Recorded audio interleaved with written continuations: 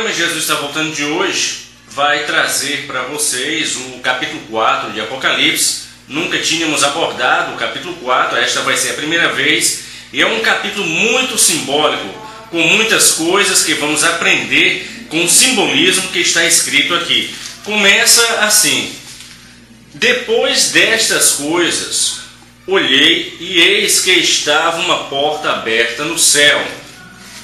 E diz assim: e a primeira voz que como de trombeta ouvira falar comigo disse: sobe aqui e mostrar-te-ei as coisas que depois destas devem acontecer. A primeira revelação que temos aqui é em relação a uma porta aberta no céu. Que porta aberta é essa? Estevão viu os céus abertos, Ezequiel viu também uma porta aberta. Esta é a porta da revelação de Deus. Deus permitiu a João aqui receber a sua revelação. Por isso aqui está escrito uma porta aberta no céu. É a porta da revelação de Deus. E ele vai ser arrebatado. Quando é falado aqui, depois destas coisas, é porque João havia recebido a revelação para as 7 cartas das igrejas da Ásia. E depois diz, depois destas coisas, então depois daquelas revelações, João vai ter mais revelações aqui que em relação às coisas futuras que irão acontecer após o arrebatamento. E continua no versículo 2: e logo fui arrebatado em espírito, e eis que um trono estava posto no céu, e um assentado sobre o trono. Não só João teve esta oportunidade, como Daniel também teve esta oportunidade, Ezequiel, de verem o trono de Deus. João, arrebatado em espírito, ele teve a força aqui do Senhor, porque Daniel, quando teve a revelação, ele caiu de joelhos, ele não aguentou tanto poder que estava acontecendo quando ele estava arrebatado. E aqui João, no início, quando você vê lá em Apocalipse, versículo mais ou menos 17, João recebe uma força do Senhor. Por isso que aquele não cai, ele continua firme. E diz, versículo 3, e o que estava sentado era na aparência semelhante a pedra de jaspe e sardônia. Veja bem, João ele estava em espírito, mas ele não tinha como se reportar as coisas espirituais para nós. Ele tinha como parâmetro as coisas terrenas. Então tudo que ele vê lá em cima, ele traz uma semelhança com o que havia aqui na terra. E a primeira coisa que ele fala é que estava sentado, era na aparência semelhante a pedra de jaspe. A pedra de jaspe é como um cristal muito brilhante. E aqui denota a santidade e pureza de Deus. Um outro detalhe é que os sacerdotes do Antigo Testamento, eles carregavam um peito, uma espécie de tábua, um peitoral, com 12 pedras preciosas. E cada pedra representava uma das tribos de Israel. O jaspe era a última pedra. E a primeira vai ser falada aqui, exatamente mostrando que o Senhor é o primeiro e único. Então a primeira, essa pedra aqui de jaspe, que ele viu que o trono era semelhante a essa pedra de jaspe, que é um cristal muito límpido e representa a pureza e santidade de Deus. A outra pedra que ele diz é de sardônica. Esta outra pedra ela é um pouco avermelhada como rubi. Era a primeira pedra do peitoral dos sacerdotes. E quando o sacerdote entrava no Santo dos Santos, ele levava essas pedras e intercedia a Deus por todas as tribos de Israel. Esta pedra aqui ela aparece como um rubi, a sardônica, e faz referência ao sacrifício de Jesus, à redenção pelo seu sangue carmesim que nos resgatou. Então veja que a mensagem que é mostrada aqui é que relata no trono celestial ali a pureza, a santidade e ao mesmo tempo a redenção, o efeito redentor que Cristo trouxe a nós. E uma prova que realmente é essa redenção é que ele diz que e era semelhante à esmeralda. A esmeralda é uma pedra que está ligada a tudo que é terreno. Então, a redenção para nós terrenos. Então, veja que o trono de Deus aqui toda essa metáfora, todo esse simbolismo mostra a pureza, a santidade, o efeito redentor de Deus para com os homens.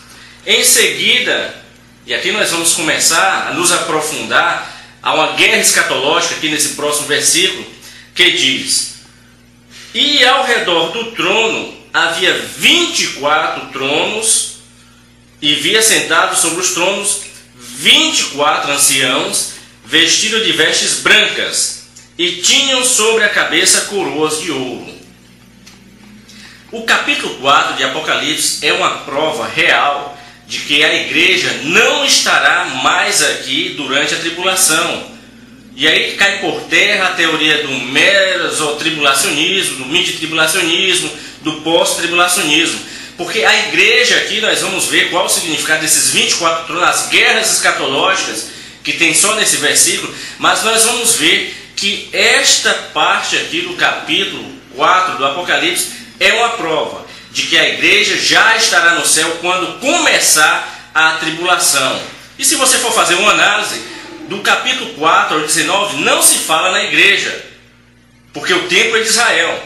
Tem os que ficaram para trás do arrebatamento, mas a igreja já participou das bodas do Cordeiro, não estará mais na terra. Este capítulo 4, nós vamos ver aqui, é uma prova final de que a igreja não passará pela tribulação. Quem quiser passar, passe. Quem quiser crer nas outras escolas, que creia. Mas nós aqui do programa Jesus Está Voltando não acreditamos que a igreja vá passar pela tribulação. E o capítulo 4 vai provar isso. Algumas teorias estão dentro deste versículo 4 aqui do capítulo 4, em relação aos 24 tronos. Primeiro, uma escola diz que esses 24 tronos, esses 24 anciãos, são os anjos. A segunda teoria, dizem que é uma representação dos 12 apóstolos com os 12 patriarcas, representando as tribos de Israel. E a terceira posição diz que aqui é uma representação de todos os redimidos que estarão lá no céu. Vamos começar pela primeira, que diz que esses 24 são anjos. O termo, e aqui nós vamos nos reportar como é importante sabermos a linguagem original da Bíblia, que é o grego, que é o hebraico, o aramaico. Nós, principalmente aqui no Brasil, somos ignorantes nessas línguas. Daí tanta discussão sem fundamento, porque não se conhece o original da Bíblia. Esta palavra aqui, para ancião, significa no grego presbúteros, e geralmente está ligada a uma pessoa mais velha, a um ancião. Razão pela qual não se pode colocar este termo, presbútero, para anjos, porque os anjos não têm idade. Então a primeira prova de que esses 24 anciãos aqui não são anjos é essa, que o termo no grego é presbútero e é geralmente usado para pessoas mais velhas, de idade. O segundo termo, o segundo ponto aqui desse termo, é que o termo para ancião geralmente é usado para pessoas, para homens mais velhos, tanto em relação a Israel como em relação à igreja. Este termo é usado. Também, na visão que Ezequiel tem, no capítulo 1, versículo 10, e Isaías, capítulo 6, eles estão tendo a visão do trono, mas lá eles não veem os anciãos. Por quê? Porque a igreja não tinha sido arrebatada ainda, porque era um mistério ainda se falar do arrebatamento. É uma prova de que estes anciãos aqui são os redimidos, porque tanto Ezequiel como Isaías tiveram a visão do trono de Deus. Ezequiel viu os querubins, nós vamos ver aqui nesse capítulo 4, mas não viram ali os anciãos. Por quê?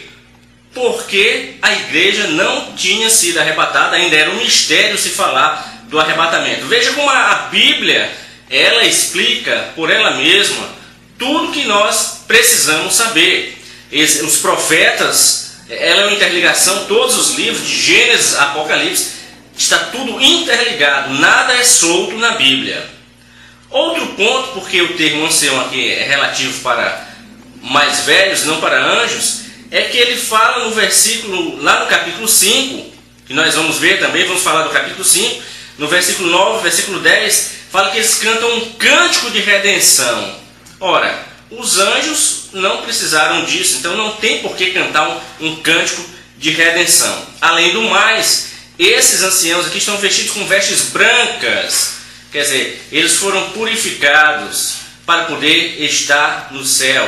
É uma veste de justiça, de purificação, de santidade. Os anjos também não precisam dessas roupas.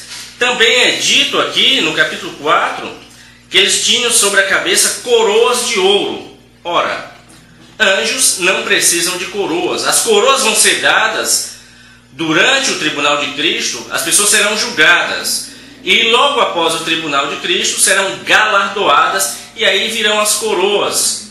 Os estudiosos dizem que são em termos de 5 coroas que possivelmente as pessoas vão receber. E outra coisa que nos chama a atenção, novamente nós nos reportamos ao grego, é que a palavra aqui para coroa é Stéphanos. Já explicamos isso em outros programas. O que é Stéphanos? Stéphanos é a coroa que é dada àquele que compete, que entra em uma competição para ganhar. Nos Jogos Olímpicos, eles de Atenas, no início, eles recebiam aquelas coroas de louro, que era o Stéphanos, uma coroa de quem está entrando na competição para ganhar. Anjos não precisam de coroas. Então, aqui é uma prova que esses anciãos não são anjos.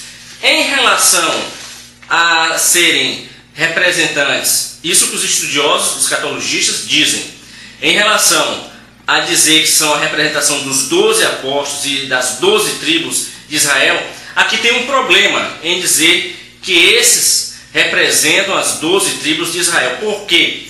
Porque Deus vai tratar com Israel durante a tribulação.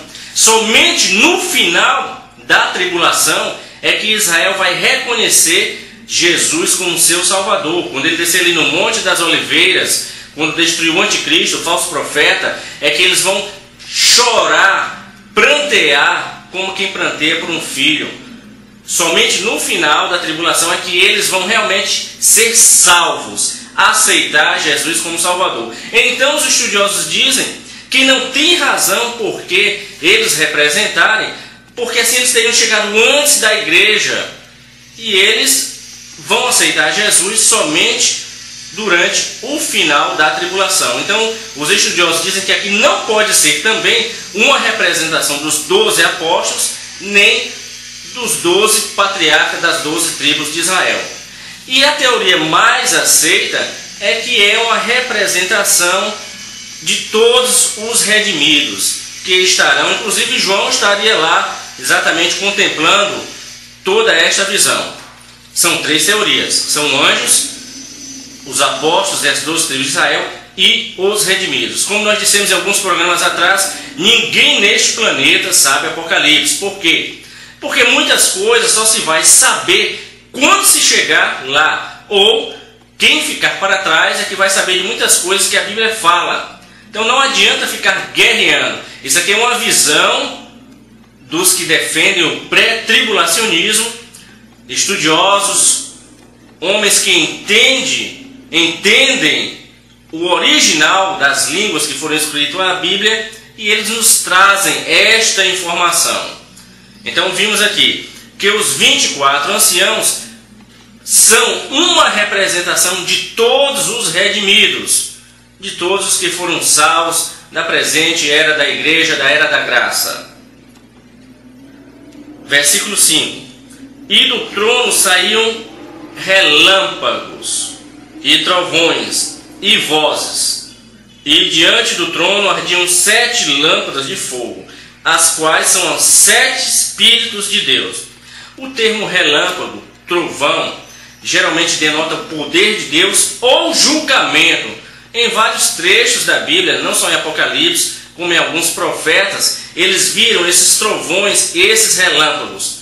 Ou significa o poder de Deus, seu poder supremo, ou julgamento de Deus. Do seu trono sai o julgamento, do seu trono sai poder.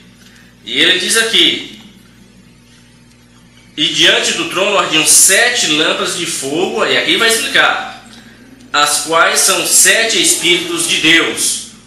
Isso não quer dizer que Deus tenha 7 Espíritos, mas denota aqui todo o seu poder onisciente, que Deus está em todos os lugares, que ele vê tudo, que o Espírito do Senhor percorre todo esse planeta, está em todo esse planeta. Então, os 7 Espíritos de Deus aqui representa exatamente o poder onisciente do Senhor.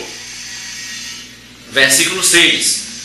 E havia diante do trono um como mar de vidro, semelhante ao cristal.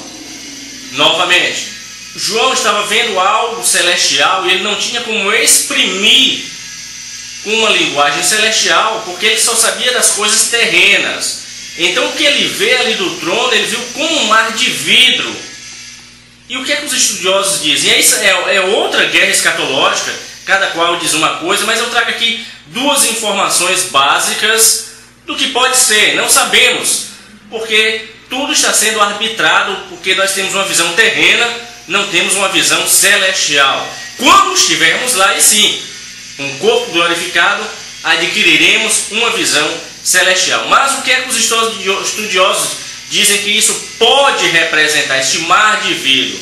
Veja bem, primeiro, representa a inacessibilidade de Deus, que não pode ser alcançado por homem algum. Repetindo, a primeira coisa que os estudiosos dizem é que este mar de vidro representa a inacessibilidade de Deus, que não pode ser alcançado pelo homem comum. Esse é o primeiro ponto. E o segundo ponto, só vamos trazer esses 2, que diz o seguinte: esse mar de vidro aqui representa os cristãos purificados com fogo, que é o fogo do Espírito, elemento espiritual que purifica a igreja do mundanismo e frieza. O fogo põe o cristão no estado de ardor, de paixão por Cristo e as almas. Repetindo este segundo ponto aqui em relação ao mar de vidro. Os cristãos purificados com fogo, elemento espiritual que purifica a igreja do mundanismo e frieza. O fogo põe o cristão no estado de ardor, de paixão de Cristo e as almas. Então este é o ponto que os estudiosos, alguns deles, dizem que representa este mar de vidro que João viu. Além do mais, como era brilhante, simboliza também toda a santidade e pureza de Deus, porque ali só vai chegar santo. Quem é santo, quem é sujo não vai chegar lá. Então todo o trono de Deus é repleto de pureza e santidade. E ele diz aqui: e no meio do trono e ao redor do trono, 4 animais cheios de olhos por diante e por detrás. No próximo bloco do programa Jesus Está Voltando, nós vamos abordar aqui, continuar o estudo do capítulo 4. Quem são esses animais? O que eles representam? Qual a sua característica? Por que eles estão lá no trono de Deus? No próximo bloco do programa Jesus Está Voltando, nós vamos dar sequência ao capítulo 4 de Apocalipse e você vai ter uma visão maior de todo esse início do Apocalipse. Fique ligado no programa Jesus Está Voltando.